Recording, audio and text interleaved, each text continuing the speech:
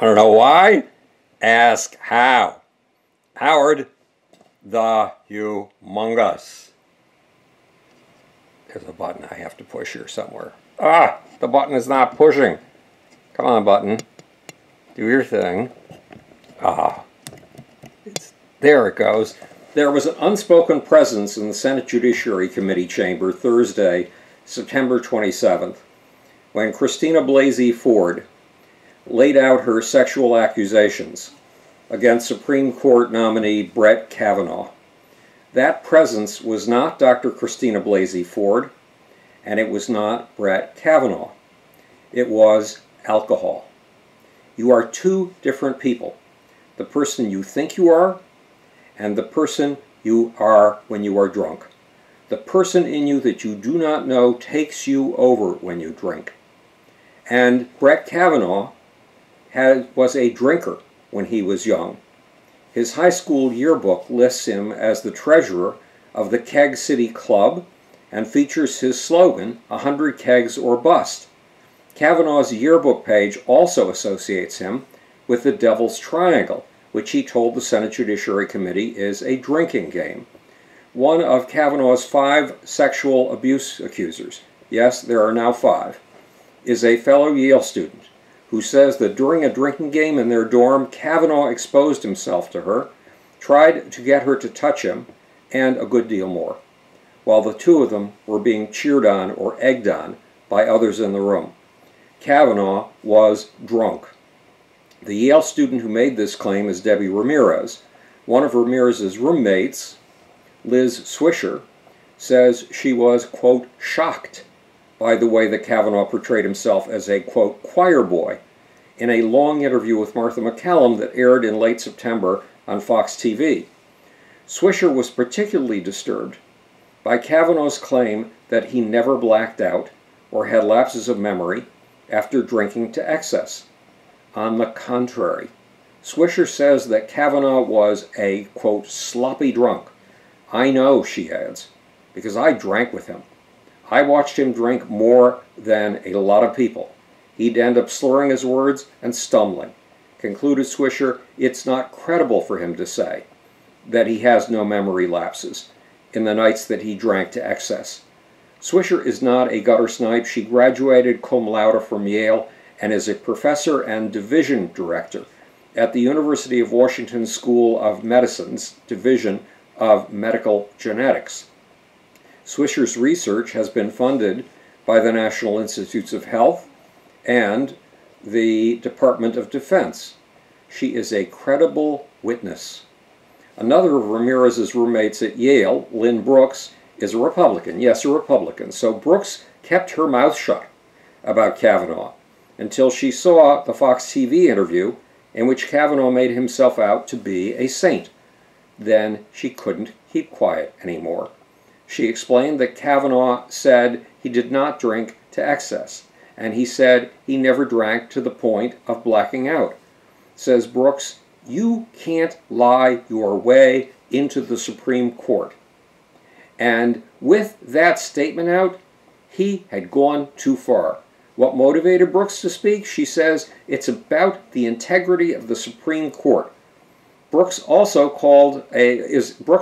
a credible witness. She graduated from Yale with a bachelor's degree in a tough subject, chemistry. Then she went from Yale to Wharton, held high-level executive positions in a string of pharmaceutical companies, and is now CEO of a healthcare communications firm. Note the word that Brooks uses, lie, as in, you can't lie your way onto the Supreme Court. Does Brett Kavanaugh, a church-going family man, lie? Kavanaugh's testimony in front of the Judiciary Committee, September 26th, was explosive. He said he was the victim of a vast conspiracy.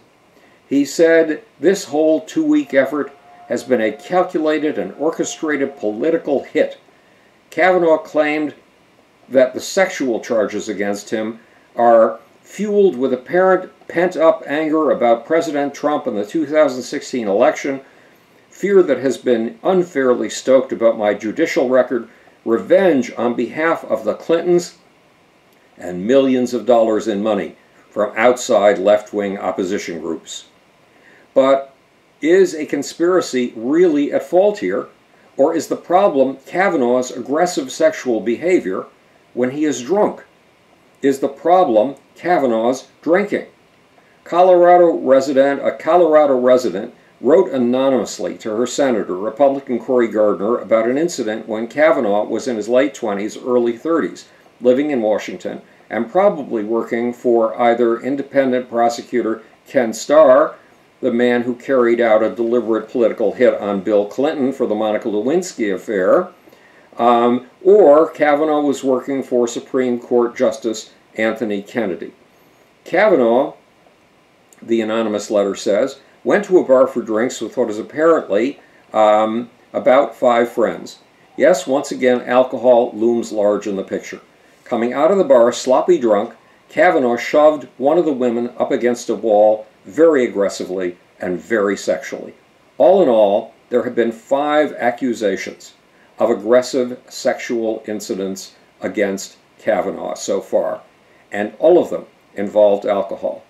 The most disturbing comes from Julie Swetnick, who grew up in the suburbs of Washington near Kavanaugh. Swetnick is a certified systems engineer with clearance for work at the Treasury Department, the U.S. Mint, the IRS, the State Department, and the Justice Department. Swetnick claims that in Kavanaugh's high school years, she saw 10 parties in which the boys in Kavanaugh's crowd spiked at the punch with grain alcohol and drugs like Quaaludes, tried to corner an easy target, a girl who was shy, who felt alone, who felt left out, or was too stoned to resist, got her into a bedroom. Then the boys would line up in the corridor in a, quote, train, close quote. They'd have sex with her one at a time, one by one. And Swetnick admits that she was one of those gang rape victims. She was literally too stoned to resist. She was too drugged to move. And the girlfriend of one of Kavanaugh's best high school friends says that Kavanaugh's friend confessed to her that he was one of those taking turns having sex with a liquored and drugged up woman. In other words, the accusations of gang rape may well be accurate. Lining up to take turns having sex with a girl too stoned to resist may well have been one of the leisure activities in Kavanaugh's circle, an elite circle of friends. Again, note the centrality of alcohol to all of these accusations against Kavanaugh. Let's get back to Dr. Christina Blasey Ford. She says that when she was 15 and Kavanaugh was 17, Kavanaugh was with the friend who will later confess to his girlfriend about serial train sex. That friend is Mark Judge. Mark his name. You are likely to hear more of it in the next few weeks. Ford says that Mark Judge and Kavanaugh shoved her into a bedroom when she was on her way to the bathroom. Kavanaugh pushed her down onto the bed, got on top of her, ground his hips against her, pinned her down, tried to remove her clothes, and covered her mouth when she tried to scream. And meanwhile, Kavanaugh laughed non-stop about the fun that he and his friend Mark Judge were having at her expense. In front of the Senate Judiciary Committee, Kavanaugh called this claim a, quote, grotesque and coordinated character assassination, close quote. But was Ford's claim accurate? Both Kavanaugh and his friend Mark Judge, says Dr. Ford, were drunk. They'd apparently started drinking early in the afternoon. And again, when you're drunk, a you that you do not know comes out and takes you over. Then, thanks to the alcohol, you forget what you did. But is Liz Swisher right? Does Brett Kavanaugh lie about these things? The odds are very good that he lied on September 27th in front of the Senate Judiciary Committee. Kavanaugh said that he did not know Christina Blasey Ford when they were teenagers, and he added that he was never at a party that matches the party of her description. And then he said, with vehemence, that the 2 male friends who Ford says were at this party were very close to him and know me well. If Dr. Christina Blasey Ford did not know Brett Kavanaugh when the 2 were teenagers in the upper-class country club set of Maryland, if they did not travel, as Kavanaugh claims, in the same social circles. How did Ford manage to name two of Kavanaugh's closest friends? It's questions like this that impelled Democrats on the Judiciary Committee to demand two things: FBI background checks on the new accusations and a hearing in which the alleged witnesses to the events and character witnesses could be questioned in person. Now the Republicans have been dragged struggling and kicking into an FBI investigation. But President Trump has ordered that this update must be limited in scope. Will the investigations include Deborah Ramirez, Liz Swisher, Lynn Brooks, Julie Swetnick, and the former girlfriend of Kavanaugh's sidekick and alcohol and sex, Mark Judge? If the FBI finds other witnesses, will it be allowed to follow up with them?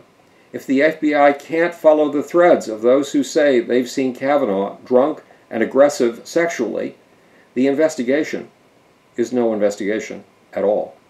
One more thing.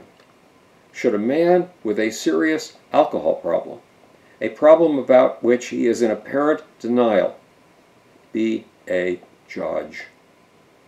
This is Howard the Humongous, speaking to you from the future. It's your job and my job to make. Or, want to know why? Ask how. And now for, I've told you, it is really hard to find. Little off button. I think this is it.